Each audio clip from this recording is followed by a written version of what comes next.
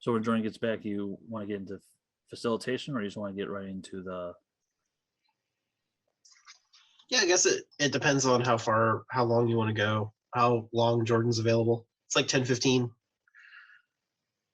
Yeah, I like the direction where we're going now. Oh. Um,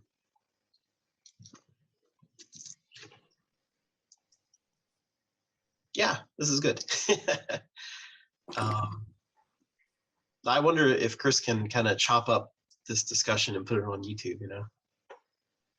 Yeah, because of my question, because I just got 3 different messages saying, sorry I can't attend, but looking forward to the recorded session. And I'm like, maybe?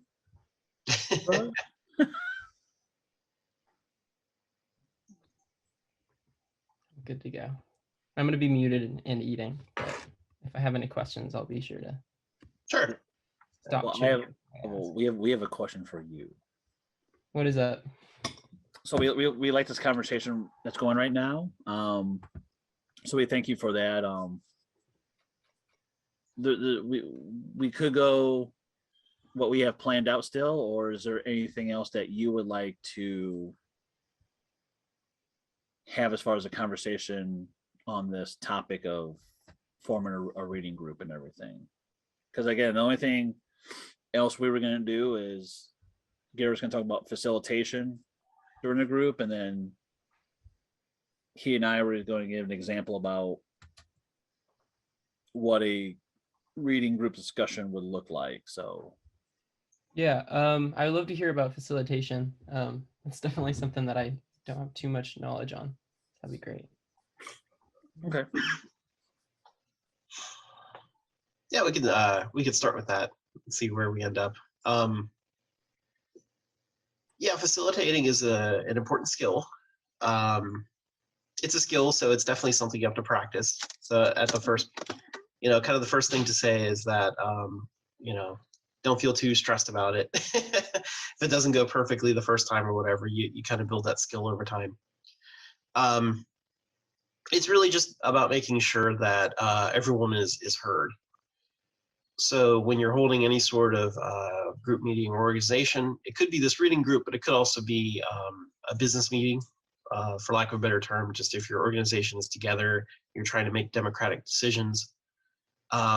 Any sort of meeting like that can have a facilitator whose job is not to lead the discussion.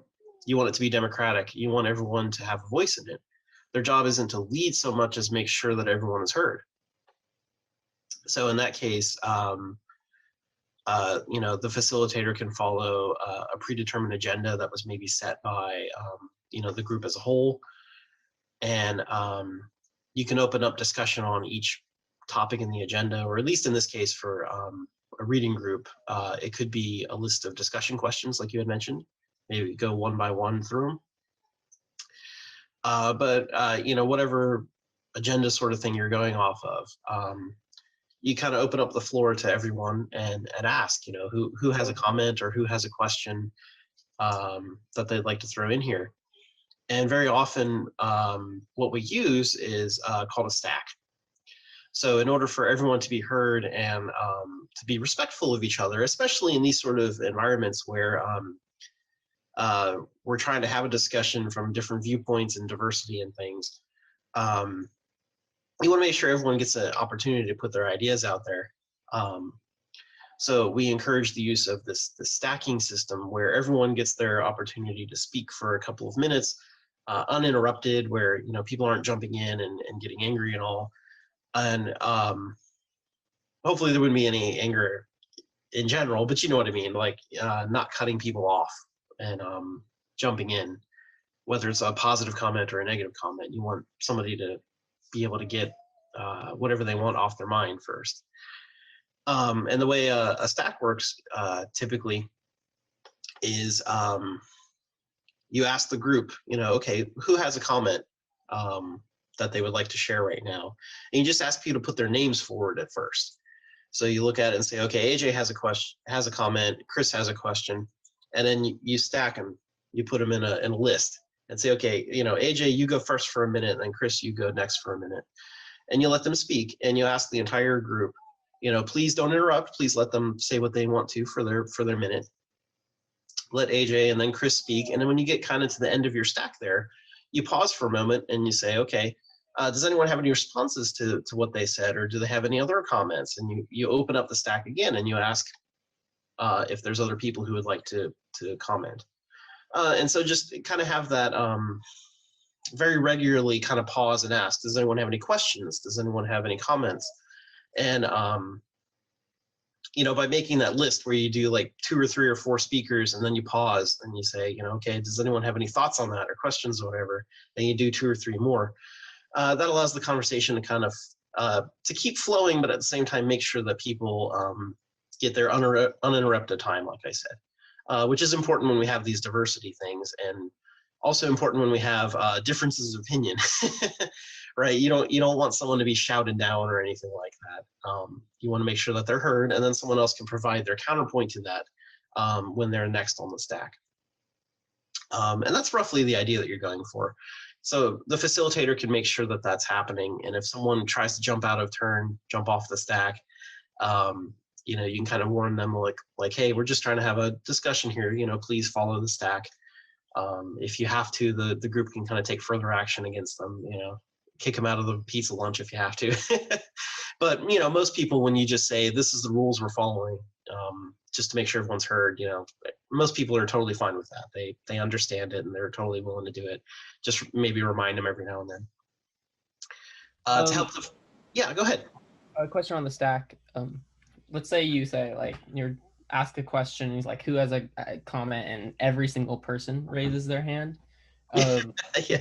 How do you deal with like, say your stack gets to 12 people long, and then you have to like write them down, and like, how do you make sure that? How do you? I was going to say that if you have a big group, actually, more than 5 or 10 people or something, in addition to a facilitator, you might even want like an extra timekeeper or secretary or whatever you want to call it to kind of help out with that. If you get like 10 people interested at once, you can write down their names so that you have a stack. And then, but you still might say, okay, I have you all written down. Let's do these 3 people first. And then let those 3 people talk. So point them out. Say, AJ, you're first. Chris, you're second. Jordan, you're third. And then everyone goes in turn. When those 3 are done, you still have your stack, but pause for a moment and ask, does anyone have any specific follow-up questions or concerns or something? Because occasionally there might be like a really rapid question like, oh, something AJ said, or AJ mentioned a meeting. What time was that? Oh, it's at 8 p.m. Okay. And then you can kind of roll on with the conversation, right? There might be like a quick little point of clarification to make, right? But once you've done the 3, then you can keep going down the stack.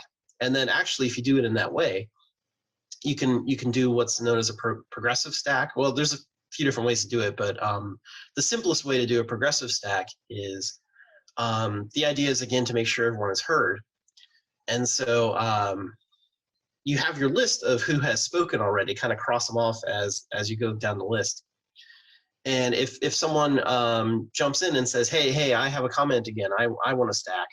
If they've already spoken once or twice before, it's fine if they want to be, if they're participating a lot, that's actually really encouraging. But if there's someone else on the stack who's not said anything yet so far, then you might say, okay, I've got you on the stack, but you're not next, right? I'm going to put you second after this other person because they've not spoken before. We want to make sure that we're getting a nice mix of people first. So you can decide to do that too. So that's something your core group can talk about, like what kind of rules for stacking you want to try to encourage a diversity of opinion and not just the same 2 or 3 people like responding to each other. That's another point with the stack and all. We're trying to, ideally, you don't want the conversation to fall down to just 2 people back and forth, right? You want to make sure that there's a diversity, that everyone in the room is getting an opportunity to speak. So if you have to kind of shift the stack around a little bit, you can tell them that, like, okay, I know you want to make a comment, but let's start with this person over here first, and then you can go second. So don't be afraid to do that if you need to get that diversity.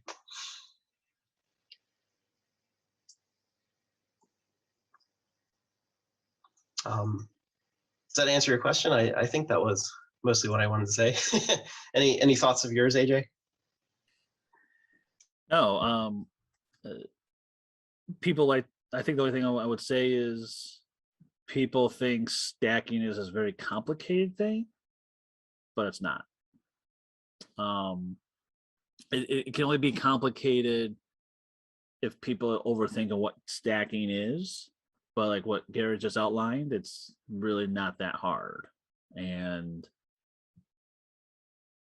as long as people in the group just respect the stacking process, then it's going to be fine. I only can think of like a few examples, most in organizations I've been involved with, where people like want to like slip in without being on stack, like they just want to get their question out there. It's like, no, like you're on stack.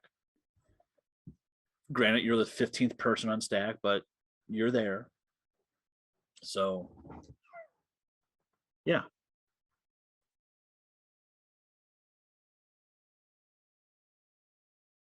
Any questions, concerns? So like your first meeting, you would like go ahead and explain how it works, or like let's say you have a bunch of new members, you'd like make sure that everyone is clear on how that kind of. Yeah, when you do your first meeting, I think not just reading groups, really organizations in general, I think a good thing to do the first time you meet, and then maybe regularly if you get an influx of new members, is outline kind of the community guidelines, the community rules, let's say, and just kind of have a discussion about these are the expectations and these are our goals. We want to make sure everyone's heard. We want to make sure there's a diversity of opinions. So we're going to follow this stacking rule, and this is how it works. We're going to have a facilitator each time, and the facilitator is going to keep a list of everyone who wants to talk, and we're going to go down the list and just respect people's time and respect people's space. If you have a comment, wait until the facilitator asks, okay, who wants to be added to the stack? And then say, Garrett stack. And then you'll be added, and then we'll eventually work our way down the list to make sure everyone is heard. And make sure that if anyone has any questions about that process up front, that they can ask the questions. Because if everyone feels like they understand the rules and that they've kind of agreed to the rules together, then they're also much more likely to follow the rules because it was developed and talked about together up front. If you just kind of suddenly come in and say, here's the rules or whatever, people may not understand what's going on, or they might feel negative about it, right? So your first meeting outside of your core group, right? The first real meeting you want to have for a reading group, spend a few minutes going through the rules and asking if anyone has any questions or comments or concerns about it.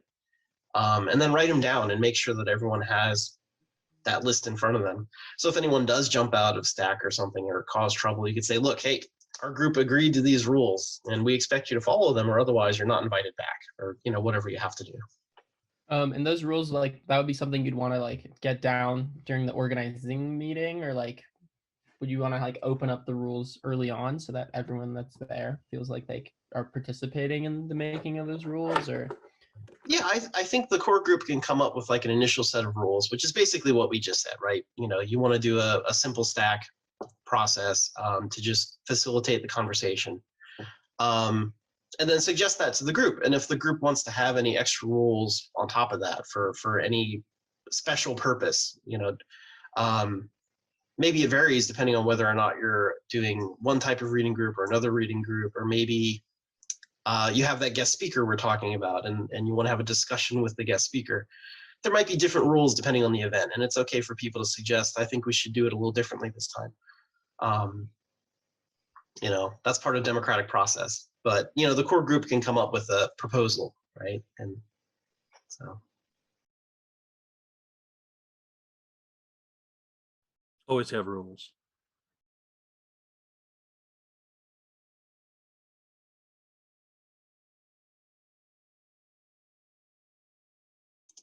Yeah, the main thing is to not be stuck with no rules, which is actually kind of the topic, in a sense, of the article that we had planned on talking tonight. Yeah, structurelessness. If you're completely structurelessness, it allows problems to creep into the group. So you want to set the rules democratically, but once they've been set, you want to stick to them to make sure that you know, it proceeds fairly. I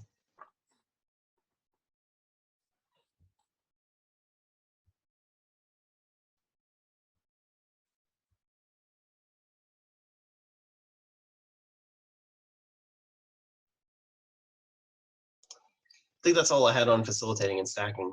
So you have anything, AJ, or questions, Jordan? No, I'm good.